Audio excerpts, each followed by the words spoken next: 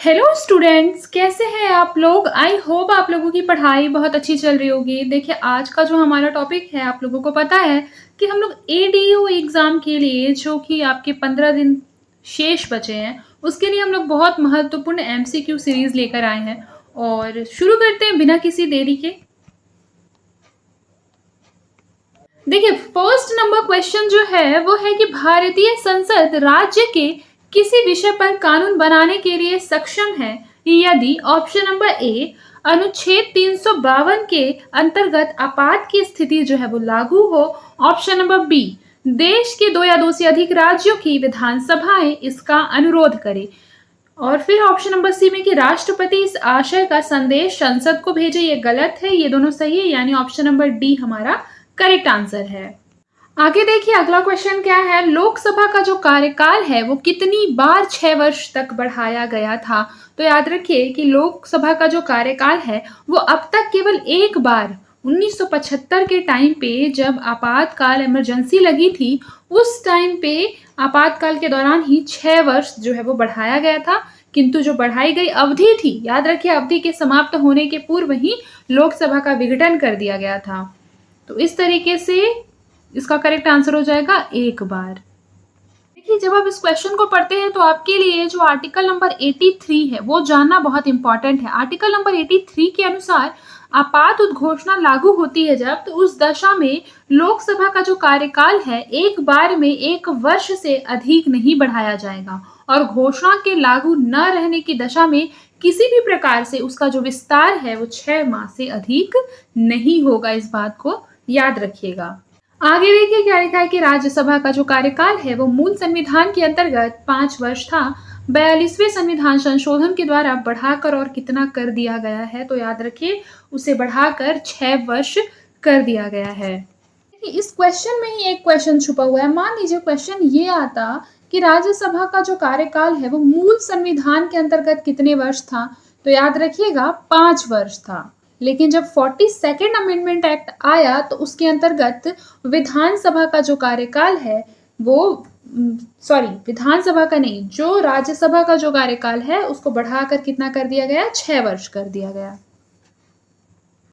But ये वाला जो क्वेश्चन है इसके लिए बहुत डाउट जनरेट हो रहा था कि ये चीज़ें सही है या नहीं, कुछ यहाँ पर गलती थी, तो इस क्वेश्चन को क्या है, हटा दिया गया था। फिर देखिए, अगला क्वेश्चन है कि भारत में किसकी स्वीकृति के बिना कोई भी सरकारी खर्चा नहीं किया जा सकता है। तो याद रखिए, जो पार्लियामेंट है उसकी स्वीकृति के बिना कोई भी जो है वह सरकारी खर्चा नहीं किया जा सकता।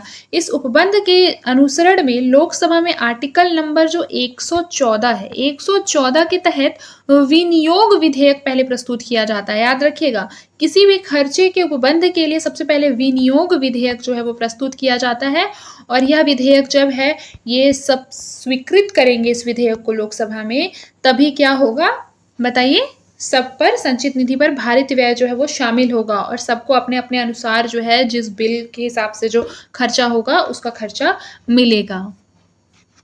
याद रखिएगा कि जो विनियोग विधेयक होता है उसको राज्यसभा के द्वारा कभी भी संशोधित या फिर अस्वीकृत नहीं किया जा सकता, यानी एक्सेप्ट करना ही होगा राज्यसभा को। और जो बिल पारित हो जाता है तो पारित बिल को राष्ट्रपति के अनुमोदन मिलने के बाद कार्यपालिका को विहित उद्देश्यों के लिए धन खर्च करने की अनुमति मिल जाती है। याद रखिए, यहाँ पर राष्ट्रपति की अनुमति भी आवश्यक होती है। अगला क्वेश्चन देखिए, भारतीय संविधान के अधिकांश उपबंधों का संशोधन किया जा सकता है। याद रखिएगा, किसके द्वारा, तो अकेले संसद के द्वारा किया जा सकता है। याद रखिएगा कि भारतीय संविधान का जो अधिकांश उपबंध है उसका संशोधन आप लोगों को भी पता है, ये आर्टिकल नंबर 368 के अंतर्गत होता है, और ऐसा विधेयक सरकारी या गैर सरकारी सदस्य किसी के भी द्वारा लाया जा सकता है। यानी कि अगर क्वेश्चन में ये आए कि संविधान संशोधन विधेयक जो है वो किसके द्वारा लाया जाता है, ऑप्शन ए सरकारी सदस्य के द्वारा, ऑप्शन बी गैर सरकारी सदस्य के द्वारा, ऑप्शन नंबर सी दोनों के द्वारा। तो आप दोनों के द्वारा पर टिक करेंगे, याद रखिएगा। आगे देखिए, लिखा है कौन सा अनुच्छेद संसद को राज्य सूची के विषय पर कानून बनाने का अधिकार देता है। तो राज्य सूची के विषय पर कानून बनाने का अधिकार जो है वो देता है आर्टिकल नंबर 249। याद रखिएगा इस बात को। जो आर्टिकल नंबर 249 है उसके अनुसार यदि राज्यसभा उपस्थित तथा मत देने वाले सदस्यों के 2/3 बहुमत से प्रस्तावित पारित मतलब जो प्रस्ताव है उसको पारित कर दे तो जो राज्य सूची है उसमें उल्लेखित अमुक विषय राष्ट्रीय महत्व का है, तभी क्या होगा, संसद उस पर कानून का निर्माण कर पाएगी। ऐसा किसमें बोला गया है? आर्टिकल नंबर 249 में। क्या बोला गया है? बोला गया है कि जो राज्यसभा है, यदि राज्यसभा उपस्थित तथा मत देने वाले सदस्यों के 2/3 बहुमत से जो प्रस्ताव है उसको अगर पारित कर देती है कि राज्य सूची में जो विषय है वह क्या है, राष्ट्रीय महत्व का है, राष्ट्रीय महत्व का है, अगर यह घोषित कर दी कि कौन कर दिया, राज्यसभा कर दिया कि यह जो विषय है वो राष्ट्रीय महत्व का है, तो इस सिचुएशन में पार्लियामेंट उस राज्य सूची के विषय पर कानून बना सकती है। इस बात को याद रखिएगा। आगे देखिए, यदि केंद्रीय संसद को राज्य सूची में शामिल विधायी शक्तियों और विषयों का ग्रहण करना हो तो इस आशय का प्रस्ताव किसके द्वारा पारित किया जाएगा? तो याद रखिए इसे किसके द्वारा पारित किया जाएगा? इसे पारित किया जाएगा राज्यसभा के द्वारा। और कौन से आर्टिकल के अंतर्गत ऐसी बात कही गई है? तो ये 249 क्लॉज 1 के अंतर्गत ऐसी बात कही गई है। आगे देखिए, लोकसभा के निर्वाचित सदस्यों की अधिकतम संख्या कितनी हो सकती है? तो याद रखिए, लोकसभा के निर्वाचित सदस्यों की जो अधिकतम संख्या है वो कितनी हो सकती है? 550 हो सकती है। लेकिन वर्तमान में कितनी है? वर्तमान में है 545। और याद रखिएगा कि जो आर्टिकल नंबर 21 है, आर्टिकल नंबर 81 है, आर्टिकल नंबर 81 के अनुसार लोकसभा के निर्वाचित सदस्यों की जो संख्या है वो मैक्सिमम 550 हो सकती है। याद रखिएगा इस बात को। फिर देखिए, निम्नलिखित में से लोकसभा की प्रथम महिला अध्यक्ष कौन है? मैंने पहले ही पढ़ाया है इसको, मीरा कुमार। ये रिपीटेड क्वेश्चन है। आगे देखिए, भारतीय संसद का जनता के द्वारा निर्वाचित सदन निम्न में से कौन सा है? तो उसका जो करेक्ट आंसर हमारा हो जाएगा, ये हो जाएगा ऑप्शन नंबर बी, लोकसभा। अगला क्वेश्चन देखिए, गैर धन विधेयक के संसद के हर सदन में कितने वाचन होते हैं? तो याद रखिए 3 वाचन होते हैं। सबसे पहले याद रखिए कि जो गैर धन विधेयक है, यानी वह विधेयक जो कि धन विधेयक नहीं है, और धन विधेयक वह विधेयक होते हैं जो आर्टिकल नंबर 110 के अंतर्गत आते हैं। आपको पता होगा ये बात। तो याद रखिएगा, गैर धन विधेयक के संसद के हर सदन यानी कि लोकसभा और राज्यसभा दोनों में ही कितने वाचन होते हैं? 3। प्रथम वाचन जो है विधेयक पेश करने के साथ अनुमति लेने से संबंधित होता है, यानी प्रथम वाचन जब होता है तो उस टाइम पे क्या ली जाती है? अनुमति ली जाती है। और द्वितीय वाचन जब होता है तो उसकी विस्तृत और बारीकी से क्या होती है? जांच परख होती है। और जब तृतीय वाचन होता है तो उसमें मान लीजिए यदि कोई बेसिकली संशोधन करना हो तो उसे क्या कर दिया जाता है? स्वीकृत करके विधेयक का अंग बना दिया जाता है। इसके बाद केवल विधेयक पर अनुमति देने या ना देने की कार्यवाही होती है और विधेयक को इसी रूप में पास करके फिर क्या कर दिया जाता है? दूसरे सदन में भेज दिया जाता है। यही प्रक्रिया दोहराई जाती है। याद रखिएगा इस बात को। तो कितने वाचन होते हैं? 3 वाचन होते हैं। देखिए, अगला क्वेश्चन देखिए, इसके दौरान आधिक्य बजट की संस्तुति की जाती है। बताइए, इनमें से किसके दौरान आधिक्य बजट की संस्तुति की जाती है? तो याद रखिएगा कि तेजी के दौरान जो है वो आधिक्य बजट की संस्तुति की जाती है। याद रखिए, आधिक्य बजट की संस्तुति तेजी के दौरान होती है। तेजी मतलब आप लोग समझ रहे हैं? देखिए, मंदी के उल्टा तेजी। जैसे बोलते हैं ना, मार्केट में मंदी आ गई है, तो मंदी आ गई है मतलब कि मार्केट मंद पड़ गया है, ठीक है। लेकिन तेजी आ गई है मतलब मार्केट अभी बहुत अच्छी रफ्तार में चल रही है, ठीक है। तो इस टाइम पे लाया जाता है आधिक्य बजट। अगला क्वेश्चन देखिए, भारतीय संसद में कामकाज में शून्यकाल का क्या अर्थ होता है? बताइए। शून्यकाल का अर्थ होता है प्रश्नकाल एवं अगली कार्यसूची के बीच का समय। ये बहुत इंपॉर्टेंट क्वेश्चन है, कई बार एग्जाम में रिपीट भी होता है। याद रखिएगा, शून्यकाल जो है वो कब आता है? बताइए। वो आता है प्रश्नकाल और अगली कार्यसूची के बीच का समय। देखिए, भारतीय संसद के द्वारा विश्व संसदीय प्रणालियों में समाविष्ट अभिनव चर्चा प्रक्रिया शून्यकाल संसदीय कामकाज के अंतर्गत प्रश्नकाल के ठीक बाद का समय होता है। 12 बजे प्रारंभ होने के कारण इसे क्या कहते हैं? शून्यकाल कहते हैं। याद रखिएगा, शून्यकाल क्यों कहते हैं?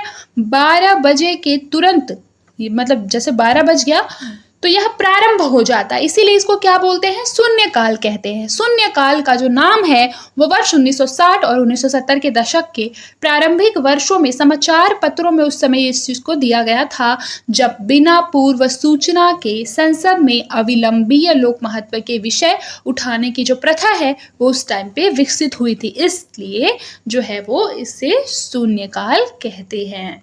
आगे देखिए, भारतीय संसद के द्वारा विश्व संसदीय प्रणालियों में कौन सी अभिनव चर्चा प्रक्रिया समाविष्ट की गई है? तो इसका करेक्ट आंसर हो जाएगा शून्यकाल। अगला क्वेश्चन देखिए, संसद सदस्य संसद में अपनी सदस्यता गंवा देगा यदि वह सत्रों से निरंतर अनुपस्थित रहे। कितने दिन अनुपस्थित रहे? तो 60 दिन तक अनुपस्थित रहे। ऐसा संविधान का जो आर्टिकल नंबर 101 क्लॉज 4 है उसके अनुसार यदि कोई भी पार्लियामेंट का मेंबर सदन की अनुमति के बिना 60 दिन तक की अवधि तक सदन के सभी अधिवेशनों में उपस्थित नहीं रहता तो वह सदन जो है वो उसके स्थान को रिक्त घोषित कर सकता है। आगे देखिए, लोकसभा अध्यक्ष के वेतन और भत्ते कौन निर्धारित करता है? याद रखिए, लोकसभा अध्यक्ष के जो वेतन भत्ते है उसको कौन निर्धारित करता है? उसको संसद निर्धारित करता है, याद रखिएगा। देखिए, वेतन के बारे में आर्टिकल नंबर 97 में एक बात कही गई है कि राज्यसभा का जो सभापति है और जो उपसभापति है, लोकसभा के अध्यक्ष एवं उपाध्यक्ष, ऐसे वेतन और भत्तों का जो कि संसद विधि के द्वारा निर्धारित करे उनको प्रदान किया जाएगा। आगे देखिए, निम्नलिखित में से कौन सा प्रशासन पर विधायी नियंत्रण के अंतर्गत नहीं आता है? तो याद रखिए, निम्न में से कौन सा प्रशासन पर विधायी नियंत्रण के अंतर्गत नहीं आता है? तो उसका करेक्ट आंसर हो जाएगा शून्यकाल। शून्यकाल जो है वो बेसिकली विधायी नियंत्रण के अंतर्गत नहीं आता है। क्यों नहीं आता है? क्योंकि बेसिकली शून्यकाल में क्या होता है? शून्यकाल में कोई भी कार्यवाही नहीं हो सकती, इसीलिए ये विधायी नियंत्रण के अंतर्गत नहीं आता है। आगे देखिए, ऐसे व्यक्ति कौन हैं जो राज्यसभा के सदस्य होते हुए राज्यसभा और लोकसभा दोनों में बोल सकते हैं? बताइए, ऐसे व्यक्ति कौन होते हैं? तो वे मंत्री जो राज्यसभा के मेंबर हैं, वे लोकसभा और राज्यसभा दोनों में ही बोल सकते हैं। फिर देखिए अगला क्वेश्चन, राष्ट्रीय कोष का अभिरक्षक कौन सा अंग है? तो राष्ट्रीय कोष का जो अभिरक्षक है वह कौन है? बताइए, वह विधान मंडल है। अगला क्वेश्चन देखिए, हाउस ऑफ द पीपल को लोकसभा का नाम किस वर्ष दिया गया था? तो याद रखिए 1954 में। इस तरीके का क्वेश्चन अगर आपके एग्जाम में आ गया, लिटरली बता रही हूँ, बहुत से कम बच्चे होंगे जिनको ये बात पता होगी। तो इस तरीके के जो न्यू क्वेश्चन है वो रिवीजन के थ्रू ही आपको पता चलेंगे। आगे देखिए, पहले अविश्वास प्रस्ताव और दूसरे अविश्वास प्रस्ताव के बीच कितना अंतर होना चाहिए? तो पहले अविश्वास प्रस्ताव और दूसरे अविश्वास प्रस्ताव के बीच कितना अंतर होना चाहिए? बताइए। देखिए, इसकी पहली बात तो ये क्वेश्चन जो है वो इनवैलिड है, क्योंकि ऐसा कोई बेसिकली कितना अंतर होना चाहिए, कितने मंथ का, ऐसा कुछ भी फिक्स नहीं है। ठीक है, लोकसभा के नियमों के अधीन मंत्री परिषद के प्रति अविश्वास प्रस्ताव जो है वो एक ही सत्र में एक से अधिक बार नहीं लाया जा सकता, ये बात कही गई है। बाकी ऐसे कितनी अवधि होगी, यह बेसिकली 2 सत्रों के बीच की अवधि पर यह बात डिपेंड करता है। यानी कि 2 सत्रों के मध्य अधिकतम अंतराल जो है वो 6 माह का होना चाहिए। लेकिन पहले अविश्वास प्रस्ताव और दूसरे अविश्वास प्रस्ताव के बीच कितना अंतर होना चाहिए, ऐसी कोई बात जो है वो नहीं कही गई है। आगे देखिए, संसद और संविधान साधन नहीं है। किस चीज का? विधिक न्याय का साधन नहीं है। देखिए, साफ साफ यहाँ पर एक बात कही गई है कि भारतीय लोकतांत्रिक प्रणाली में लिखित संविधान एवं जनप्रतिनिधियों की निर्वाचित संसद की व्यवस्था देश के नागरिकों को सामाजिक, आर्थिक एवं राजनीतिक न्याय प्रदान करने के मूल उद्देश्य के साथ की गई है। स्वयं संविधान की उद्देशिका में यह तथ्य उल्लेखित है, जबकि नागरिकों को विधिक न्याय उपलब्ध कराने का जो कार्य है वह किसको सौंपा गया है? विधिक न्याय जो है उपलब्ध कराने का कार्य न्यायपालिका को सौंपा गया है। फिर देखिए, भारत के प्रधानमंत्रियों का निम्नलिखित में से कौन सा कालानुक्रम सही है? बताइए, कौन सा कालानुक्रम सही है? बिल्कुल करेक्ट। सबसे पहले आएंगे जवाहरलाल नेहरू। ऑब्वियस सी बात है, आप इन दोनों में कंफ्यूज हो सकते थे, ये दोनों तो ऑलरेडी गलत है। ठीक है, हम सबको पता है जवाहरलाल नेहरू जो है वो first prime minister of India थे, तो फर्स्ट हो जाएगा जवाहरलाल नेहरू, सेकंड इंदिरा गांधी, थर्ड मोरारजी देसाई और फिर फोर्थ है चौधरी चरण सिंह। यानी कि ऑप्शन नंबर सी आपका जो है वो करेक्ट आंसर होगा। अगला देखिए, वह प्रधानमंत्री कौन है जिन्होंने अपने कार्यकाल के दौरान संसद के अधिवेशन या सत्र में भाग नहीं लिया? तो याद रखिएगा, ये है चौधरी चरण सिंह। आगे देखिए, लोकसभा आयोजित करने के लिए अपेक्षित गणपूर्ति क्या है? तो याद रखिएगा, क्या है? Option number C 1/10। ऐसा किसमें बोला गया है? याद रखिएगा, जो संविधान का आर्टिकल नंबर 100 खंड 3 है, यानी कि 100 क्लॉज 3 है, उसके तहत प्रत्येक सदन यानी कि लोकसभा और राज्यसभा की कार्यवाही आयोजित करने के लिए अपेक्षित गणपूर्ति या कोरम कुल सदस्य संख्या का 1/10वां भाग होती है। ये बात जो है वो संविधान के आर्टिकल में निहित है। आर्टिकल नंबर कौन सा है बताइए? आर्टिकल नंबर है 100 क्लॉज 3। फिर देखिए, लोकतंत्र की महत्वपूर्ण विशेषता निम्न में से किसको प्रमुखता देने की है? तो याद रखिएगा, लोकतंत्र की महत्वपूर्ण विशेषता जो है वो किसको प्रमुखता देने की है? नागरिकों को प्रमुखता देने की है। फिर देखिए, किसने कहा था संसदीय लोकतंत्र का अर्थ है एक व्यक्ति और एक मत? बताइए, बहुत अच्छा स्टेटमेंट है, ऐसे क्वेश्चन पूछे जाते हैं एग्जाम में। तो ये स्टेटमेंट जो है वो डॉक्टर BR अम्बेडकर का है। उन्होंने कहा था कि संसदीय लोकतंत्र का अर्थ है एक व्यक्ति और एक मत। आगे देखिए क्या लिखा है, राष्ट्रपति मंत्रिपरिषद के सदस्य को कैसे बर्खास्त कर सकते हैं? तो याद रखिएगा, जो प्रेसिडेंट होते हैं वो मंत्रिपरिषद के मेंबर को कैसे बर्खास्त कर सकते हैं? प्रधानमंत्री की सिफारिश पर बर्खास्त कर सकते हैं। फिर राष्ट्रपति किसके परामर्श से संसद के सभी सत्र आयोजित और स्थगित करते हैं? तो याद रखिए, जो राष्ट्रपति हैं वो किसके परामर्श से? प्रधानमंत्री के परामर्श से संसद के सभी सत्र को आयोजित और स्थगित करते हैं। फिर देखिए, एकात्मक सरकार में समस्त ताकत केंद्र सरकार के हाथ में होती। फिर देखिए, मंत्रिपरिषद की बैठकों की अध्यक्षता कौन करता है? तो याद रखिए, मंत्रिपरिषद की बैठकों की अध्यक्षता प्रधानमंत्री करते हैं। क्यों? क्योंकि मंत्रिपरिषद के जो अध्यक्ष हैं वो प्राइम मिनिस्टर होते हैं। याद रखिएगा इस बात को। फिर देखिए, भारत का प्रधानमंत्री बनने के लिए अपेक्षित न्यूनतम आयु क्या है? तो बताइए, क्या है अपेक्षित न्यूनतम आयु? तो याद रखिएगा 25 वर्ष, क्योंकि लोकसभा का मेंबर बनने के लिए भी 25 वर्ष की आयु चाहिए। आगे देखिए, योजना आयोग का अध्यक्ष कौन होता है? आप लोगों को पता है, योजना आयोग वर्तमान में क्या हो गया है? नीति आयोग हो गया है। और नीति आयोग के अध्यक्ष मैंने बताया था कौन होते हैं? प्रधानमंत्री होते हैं।